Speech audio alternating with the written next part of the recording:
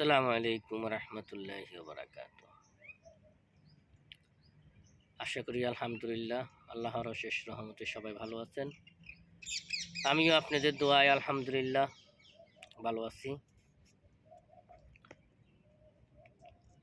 ধন্যবাদ জানাই আমার ফেসবুক পেজ ফলোয়ার বন্ধুদেরকে, অসংখ্য অসংখ্য ধন্যবাদ।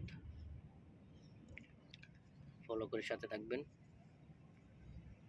আজকে দেখাবো আমার দুবাই লাইফ প্রথম আসার পরের থেকে কি কাজ করছি।